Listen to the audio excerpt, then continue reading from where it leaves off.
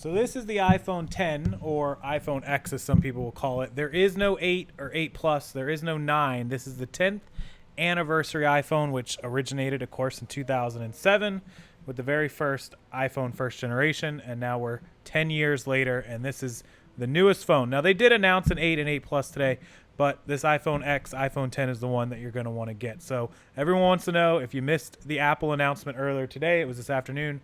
Here are all the specs on this phone. Here's the price. Here's the release date. Let's check it all out on Tech Radar, one of my favorite sites. So we're going to start with the release date and the cost, which basically is going to be October of this year, and we'll get you the exact date as we scroll down here. The pre-orders are going to begin on Friday, October 27th.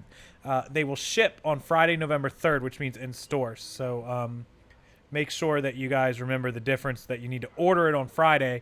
It'll be available the following Friday, November the 3rd. It's a month and a half delay from what we're used to. They're normally available in September, but this one probably took a little bit more to get out. The prices, they're only going to be available in silver and space gray, and they're only going to be available in 64 gigs or 256 gig. Take your pick. The 64 gig is $999, and the 256 is $1,149. So $1,000 or $1,150. Of course, if you get through your service provider, you're upgraded, they're going to break it up for you in price points. I saw something like $40 to $45 a month. Sadly, there is no option in between. Over 24 months, it would be $42 a month. So that gives you an idea as what you would be paying if you did it through Verizon, AT&T, T-Mobile. The new glass design enables wireless charging, so you're going to be able to put this on the new AirPad charger, which they're coming out with later, but you'll be able to wirelessly charge this. It has a bigger display because it's the full size of the screen, but it's actually smaller than what we're used to on the 7 Plus and the 8 Plus, and it's easier to hold. It's a 5.8-inch edge-to-edge screen, yet the actual hardware phone of itself will be smaller and lighter. Dimensions of 5.6, width of 2.79, and it's going to weigh 6.14 ounces. That's pretty light. Of course, I just said it's available in space gray and silver. No gold, no rose gold, no blush gold, none of those options available. This is Apple's new Super Retina display. It's a Quad Plus 2436 by 1125. It's a 1,000,000:1 contrast with the AMOLED screen. Let's see what else it has here. First edge-to-edge display, 1080p. The better contrast, 1,000,000:1 3D touch returns. That's pretty cool.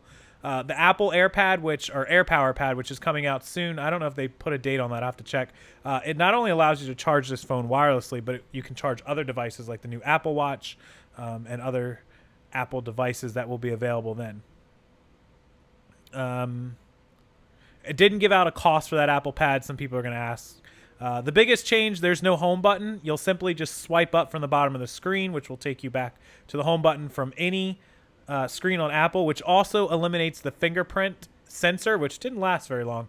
And it's now going to be facial recognition to open or unlock your phone or your apps. You'll need to basically program it with your face, just like you did with your thumbnail.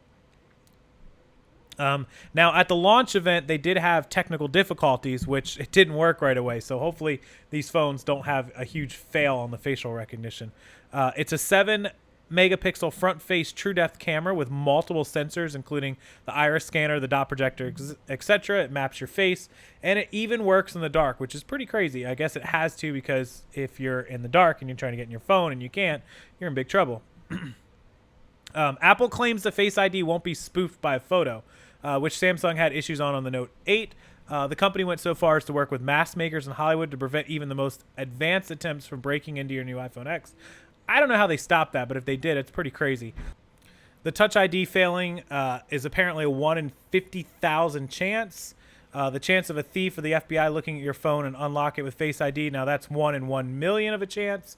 So they're saying that 1 out of every 1 million times it could happen, somebody could break in, but only 1 in 50,000 times it will fail. So something that I don't like to hear. I'm not sure how I feel about that. But moving on, because you have that facial recognition, they have a new thing called Animoji, where you can actually make your own emoji with your own facial scanning, which is pretty cool if it works correctly.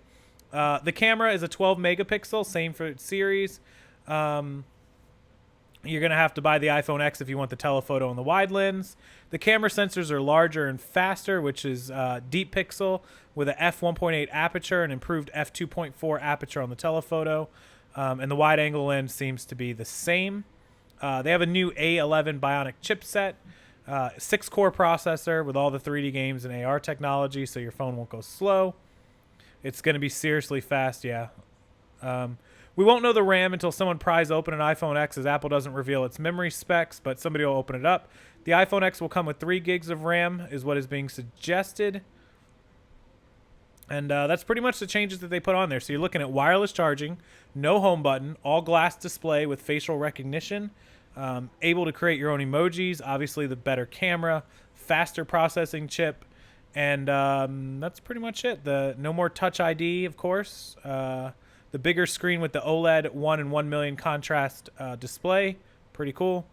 Lighter, smaller, but bigger screen because it goes all the way to the edge. And then, of course, only 64 and 256 silver or space gray, $9.99 outright or $11.49 outright plus tax, or broken up through your carrier. You may want to call your carrier to ask them what the price will be per month. But it's pretty easy. If you're doing 24 months, they're going to add the tax and they're going to break it up. So if you bought the $9.99 64 gig model in Florida, that would cost us $1,068 after tax plus probably processing fees. Over 24 months would be $44 a month. They said 42, pretty close. The other model, $11.49 after tax in my state, would cost $1,229 divided by 24 months. That model would be $51. So you're looking somewhere between like $42 to $44 and like $52, give or take, a month if you do it through your carrier. So let me know what you think about the iPhone X, iPhone 10, whatever you want to call it.